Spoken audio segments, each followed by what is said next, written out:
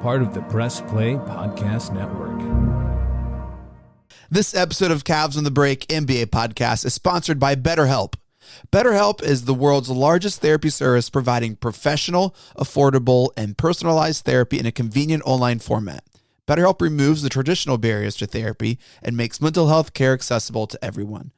I've been using BetterHelp for the last 3 months, and I have to say, it has been absolutely amazing. Signing up was super simple, and after a brief survey, BetterHelp assigned me a licensed counselor to specifically help me through my problems. The app is super user-friendly and doesn't bog you down with the busy user interface, and you can talk or message with your therapist straight through the app.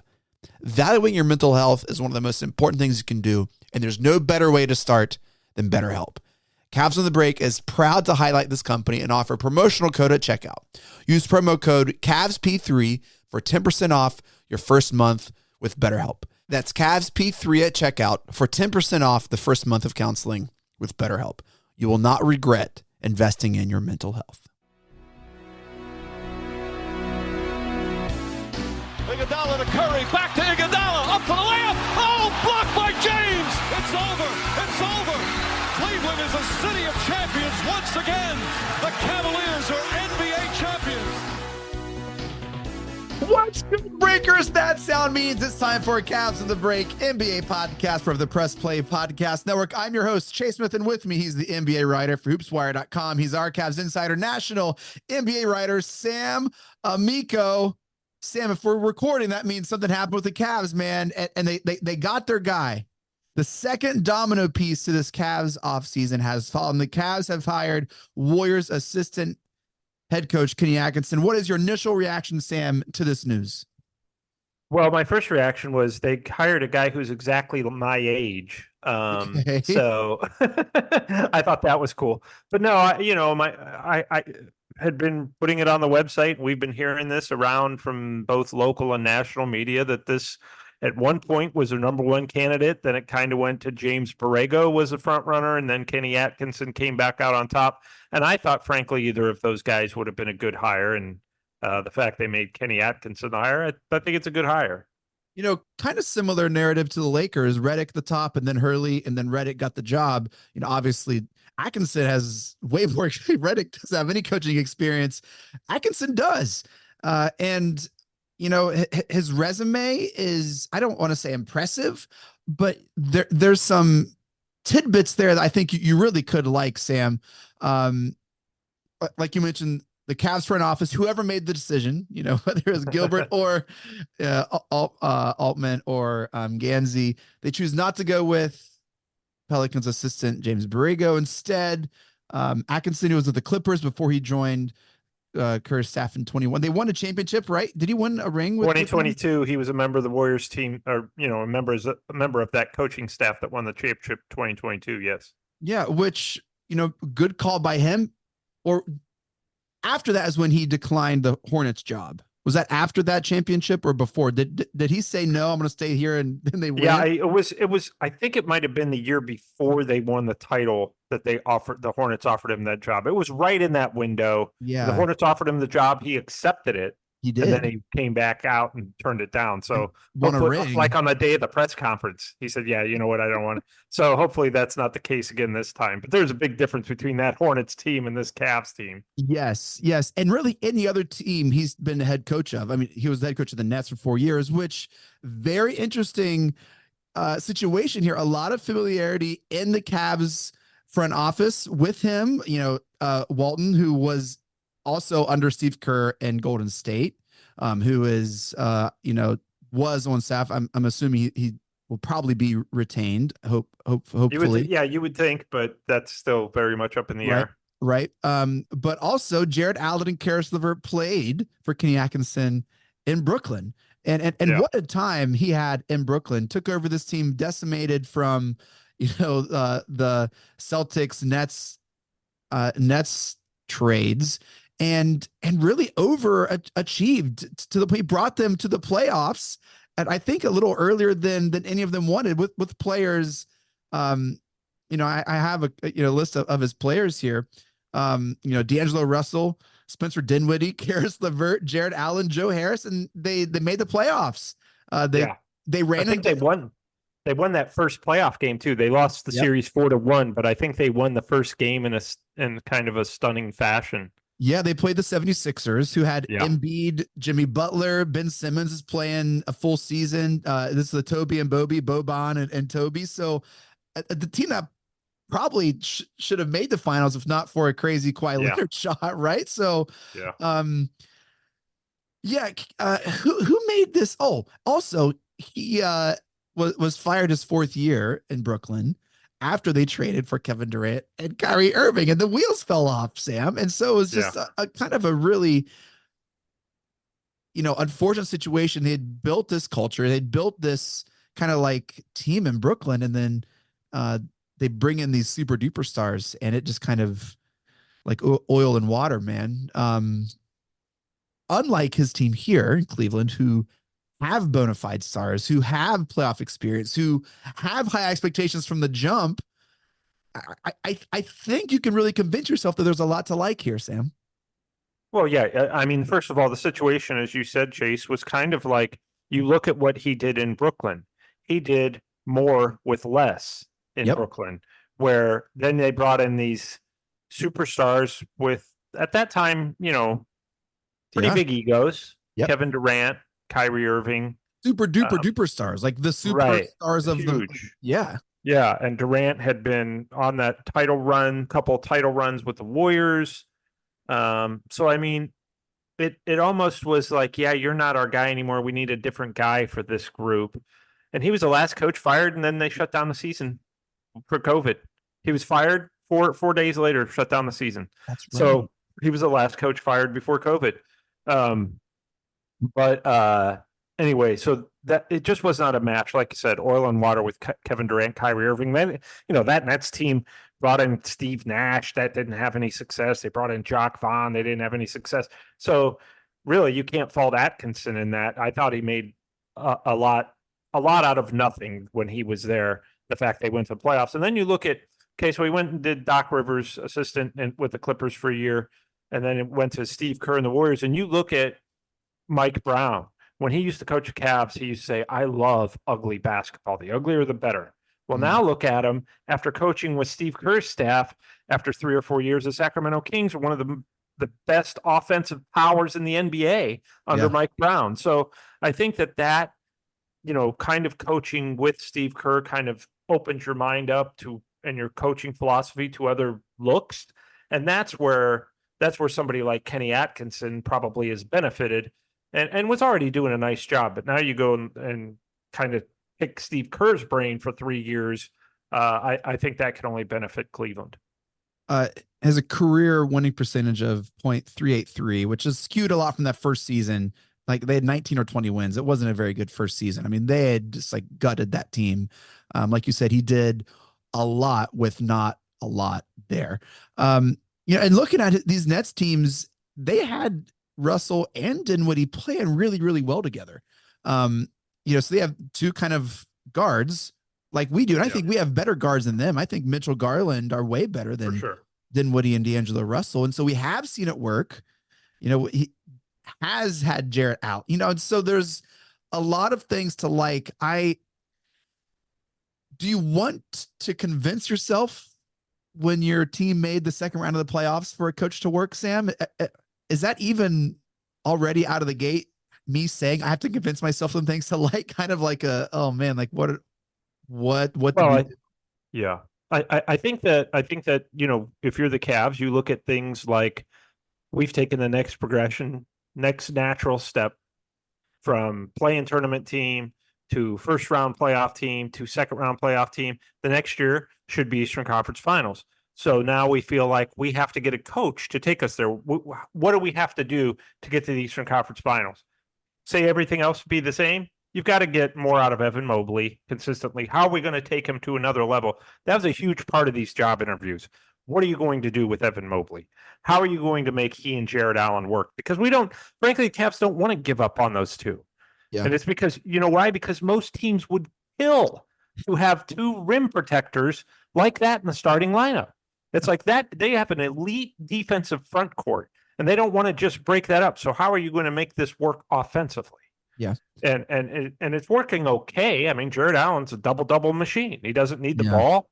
He doesn't care if he gets the ball, and he's a double machine. So how are you going to make Evan Mobley rise to another level, the level that we envision him going? That's a big part of it. And if they can do that, and all things being the same, which I don't think they will be, but let's say everything else is the same, if you can get more out of Evan Mobley, then I think that you have and stay healthy at the right time, I think you have an excellent shot to get to the East Finals. And it's not like there were some high prized coaching candidates available either. Not that Kenny Atkinson isn't, but there wasn't like a bona fide, clear cut number one like coaching candidate that every single team was like, oh, this is the coach we want. And so you begin to look at his history of player development. You begin to look at how in Brooklyn he did, improve every year with not a lot of, best player on the court talent, right? That we talk about a lot. And, you do kind of see, okay, I do think between him and Borrego, I think I would rather have Kenny Atkinson. I thought, and Chase, it's funny that you say that because I was just thinking, I thought either one of those guys would have been the right hire. Because Borrego, for him, you look at his resume, the Hornets improved by 10 wins in each of his final 3 seasons. So he won 30 more games as an assistant. No, as a head coach. When he was a head coach in Charlotte, they won like 23 games, and then the next year 33, and then the next year 43, and then he got canned.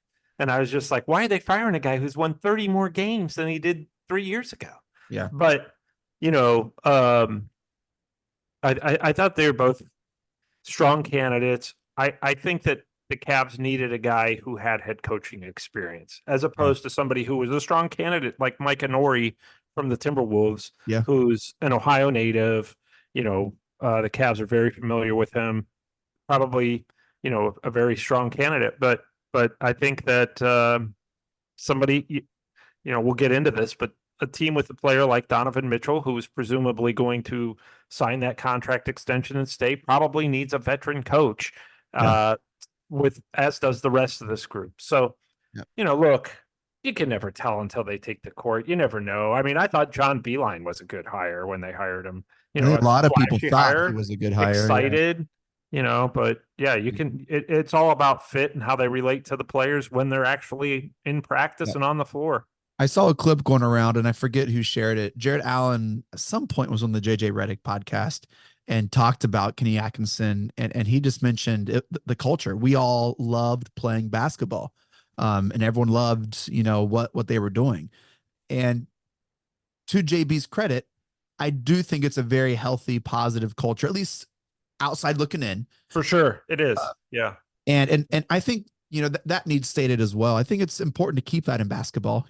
And so, was Jared Allen, HoopsWire reported Donovan Mitchell was not consulted in this search, as per HoopsWire, but maybe Mitchell sent a text to Allen and Karis like, hey, maybe now he's texting him or something. So I don't know if they're offering their player a Supermax 4-year player option, 5th year, they're not going to, I would be shocked if they went in that blind and weren't like, hey, like, oh no, you always know. You always know. I mean, you've been around the league. If you're Kobe Altman and Mike Gansey and Dan Gilbert, you're around the league. You don't need to talk to Donovan Mitchell directly. You'll get vibes. Get vibes. Well, and one opposing GM explained it to me this way. They just want to make sure they don't hire someone he hates. Doesn't have to be someone he loves. Just has to be someone, you don't want to bring in somebody he doesn't like. And I'm sure they got wind of that. But he certainly signed off on this. In fact, he signed off on this or James Borrego. He signed off on both. So Mitchell's a consummate professional. Like I've really not seen one public misstep. Super respectful, just everything you want in a star player. Like he plays hard and so what does this mean for Donovan Mitchell, Sam? I think he already knew before the coaching hire. I thought that, came back to what that GM said, just don't hire somebody he hates. If he's already probably made up his mind on what he's going to do, the coach isn't going to have anything to do with what he's decided because he's probably already decided it already, which most people believe that he's Yeah. going to sign that contract extension because he's going to take the max amount of money, which makes sense. If you like it where you are and he seems to like it, why not take the most money you can get? Yeah. It's not like he's LeBron or Durant or Steph Curry.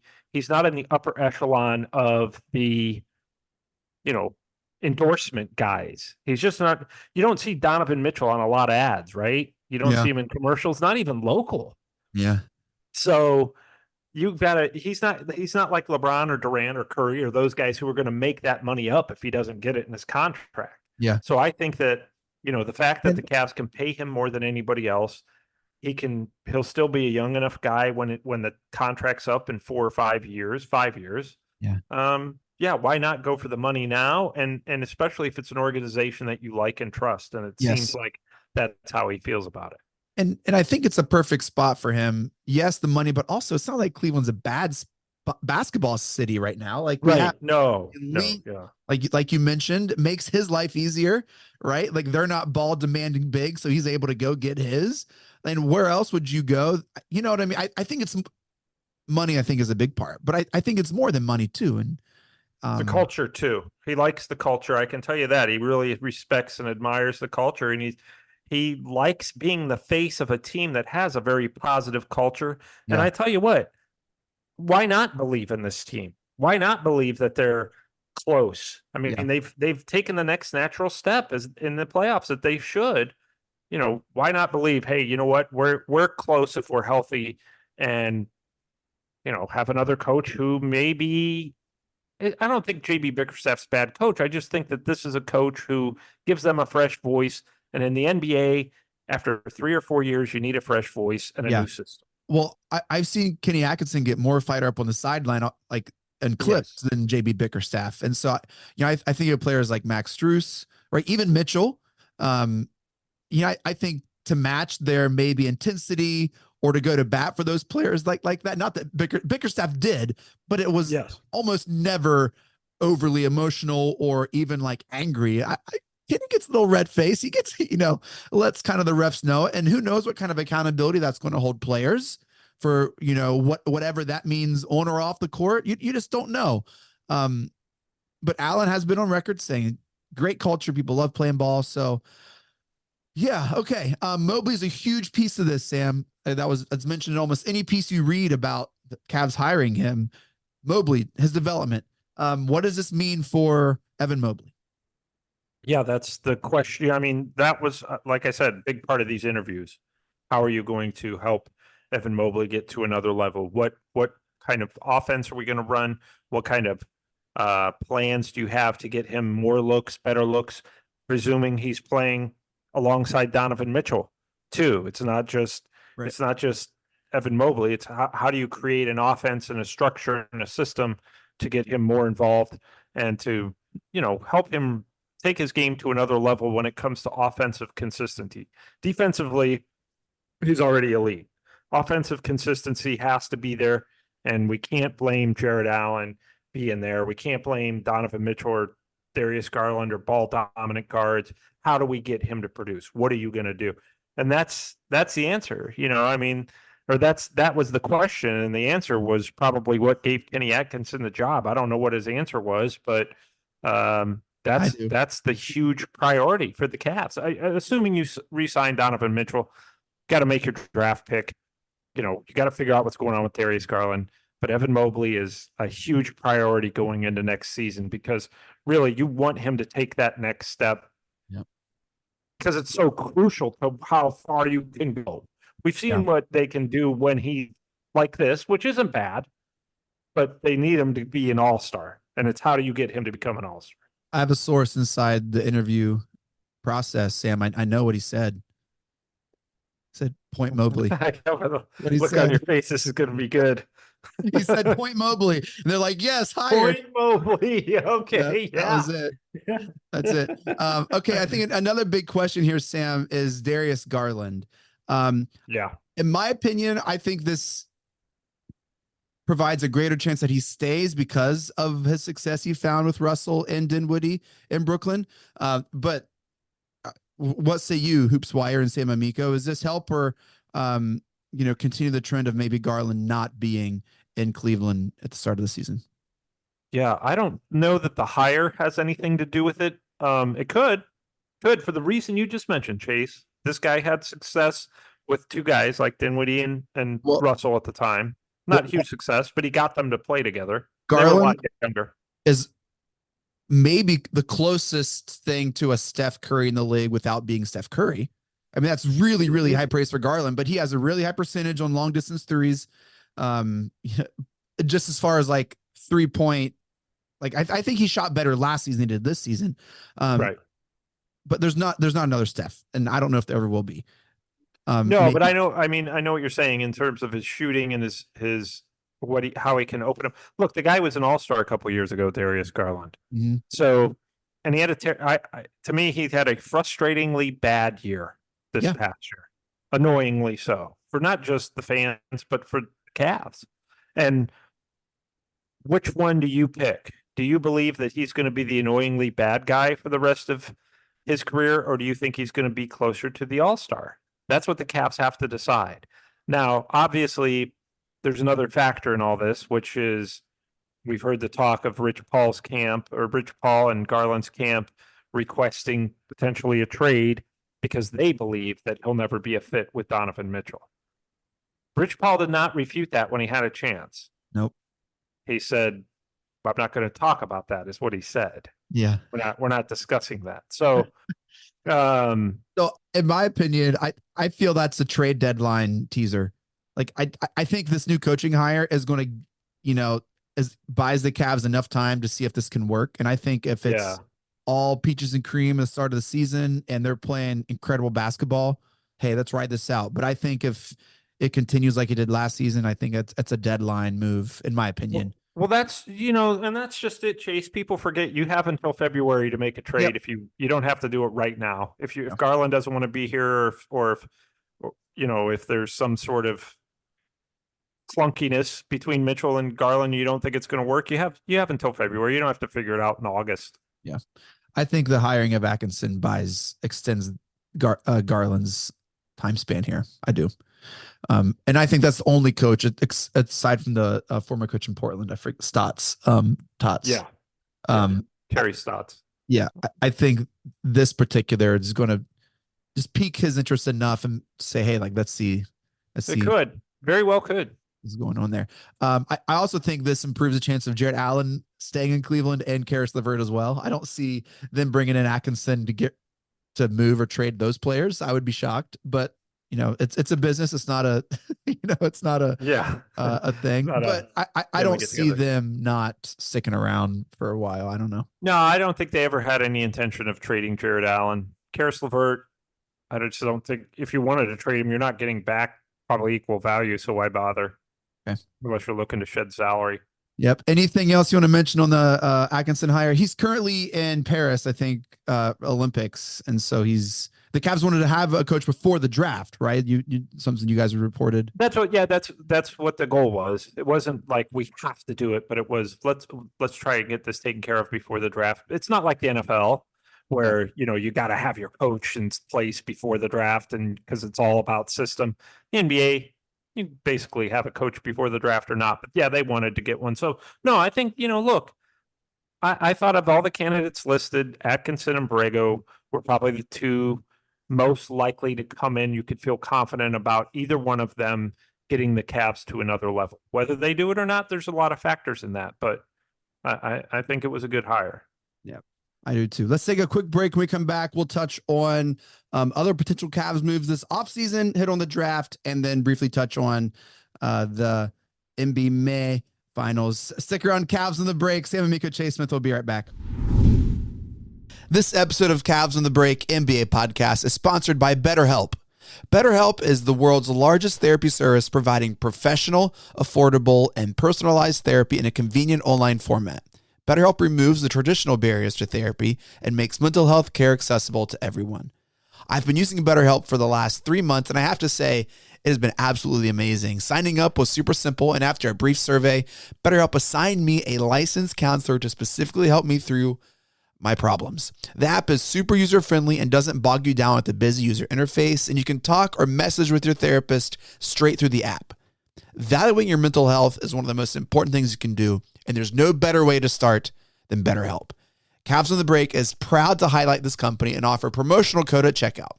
Use promo code CAVSP3 for 10% off your first month with BetterHelp. That's CAVSP3 at checkout for 10% off the first month of counseling with BetterHelp.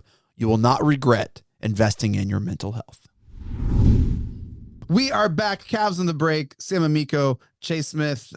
First half of the show, just talking about Kenny Atkinson. Sam, I want to talk about potential other moves for the Cavs this offseason. Is the only remaining move re-signing of Donovan Mitchell, or what else do you see happening here for the Cleveland Cavaliers before the start of the season? Well, obviously, that's the big one. That's everybody, it kind of, you center your entire offseason around that. That's even bigger than the coaching hire.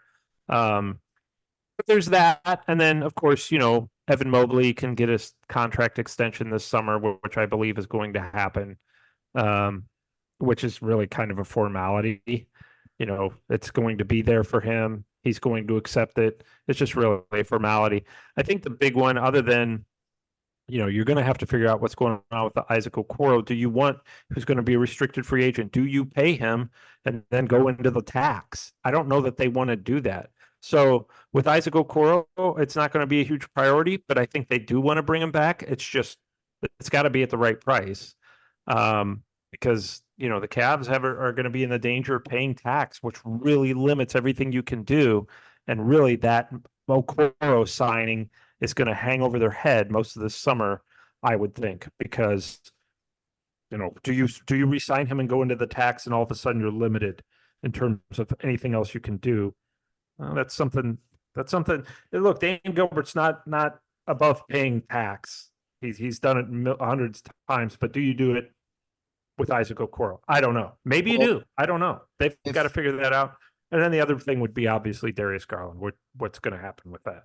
If they're paying the tax and Gilbert's fitting the bill, I'm not familiar. I'm not sure how it does limit the team, but if you're going to pay the tax, wouldn't you just pay more for OG Anunoby, who just said he's going to be a free agent? Yeah.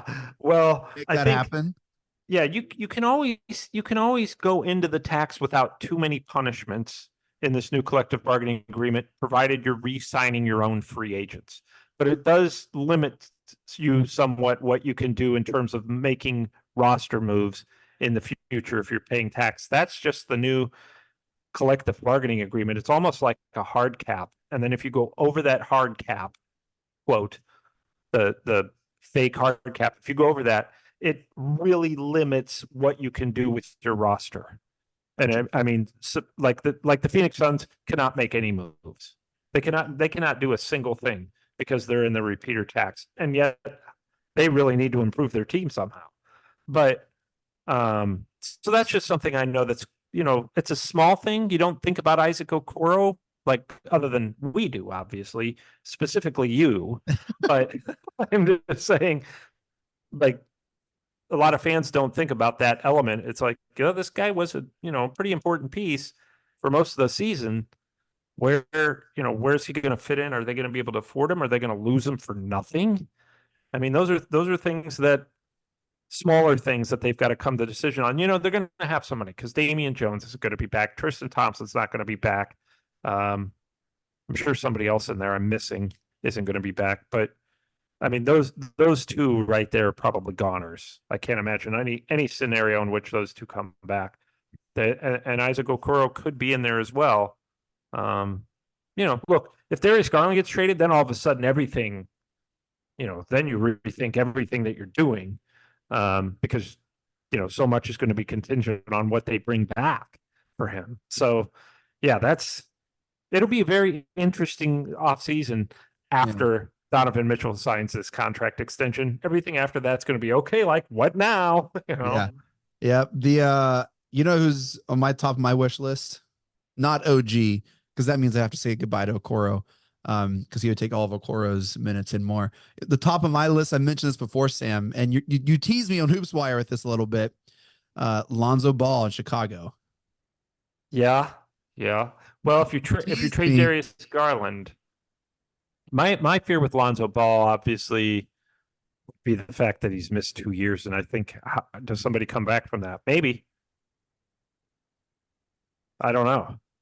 Clay Thompson sure hasn't. That's true.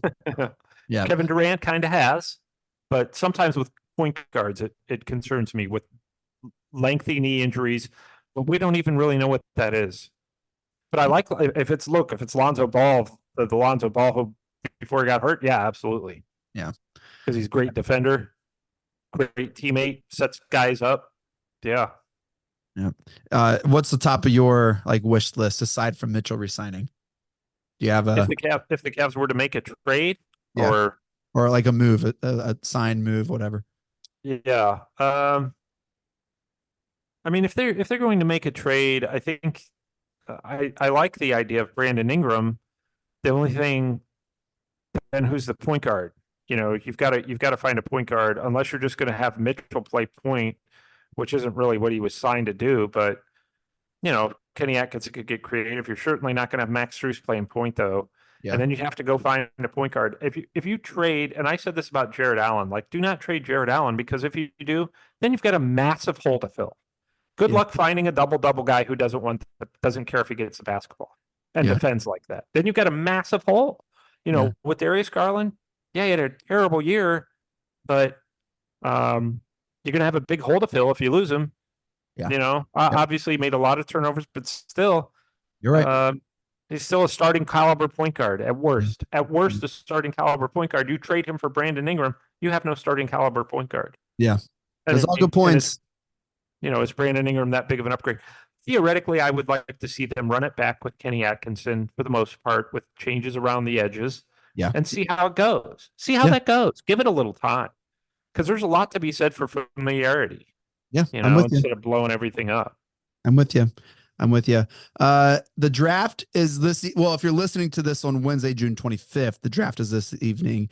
If not, the draft is Wednesday, June 25th. The Cavs have the 20th pick. Sam, I know nothing about the NBA draft. As a matter of fact, one of my best friends down in Atlanta, this is what he said about the draft. Is he a Hawks fan? He is a Hawks fan. Yeah, I got the number one pick. Yeah. Yes. Nobody knows who it is. Okay, Alex Sarr to the Wizard number 2. He refused to work out for the Hawks, so it looks like the Hawks are staying and taking Rissiker. I don't even know how to pronounce it, or Zachary Rissiker. I don't know. Or Klingon. And I said, dude, to be honest, I have no clue who those dudes are. I've never heard of them. He said Klingon won a national title at UConn. He doesn't look to me like a number 1 overall pick. Chase, you remember the Andre Bargnani draft? Yeah. Number 1, Andre Bargnani to the Toronto Raptors. That's what this draft is going to be. So for those of you who've never heard of them either, Rissiker is a 6'9" French wing who Connor here thinks has the most upside in the draft. Klingon is a 7'2" center from UConn, who Quinn has said he wants. He thinks they should trade the pick. If they don't do that, they should start the rebuild and take Rissiker. We won't do either, and we'll take Klingon. Does he think they should trade Trae Young or DeJounte Murray? Yeah, he does not. He's not a Trae Young fan. Really? People are so down on Trae Young, who to me, it's like, this guy is fantastic. Drives him crazy. What is wrong with Trae Young? He led you to the Eastern Conference Finals a couple years ago. Yeah. And then management went and changed everything. Yeah. And then they're blaming Trae Young. To me, the guy's fantastic. I mean, yeah, he can't defend, but so what? Yeah. So what are the Cavs going to do at 20, Sam? Point guard? They're going to take Enrique Freeman from the University of Akron. You know what? He's really rising, and he's kind of been compared to Draymond Green. You might be right. He's really been rising. He's really, he's probably closer to a 25 to 30 pick. They have 20, but maybe you take a flyer on the local kid who's from Cleveland, loves the Cavs, worked out for him last year. They were following him closely this year. And what a story. This kid has his master's already. Super nice, super great kid. I mean, just was a walk-on. Yeah. He was scrimmaging at the University of Akron, goofing around at an open gym Mhm. And the coaches at Akron saw him and said, "You should come out for a team." And he's like, "Nah, Jeez. I don't want to take it that seriously." Now he could be a first round pick 4 years later and has Yeah. his master's degree. Now, granted, I know he made 69 out of 100 3-pointers with the Celtics in a workout a couple weeks ago, but he's not a 3-point guy. And I think they're going to try and look for a big who can extend the floor. So maybe they do take a flyer on him, but I think it's more, I keep hearing of this kid out of Pitt, Carrington, who's like a 6'5" combo guard.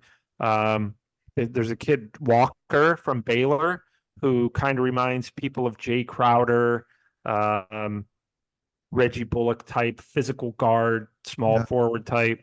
So they could, look, at 20, it's going to be a crapshoot. It's going to be a crapshoot after the top 5 in this draft.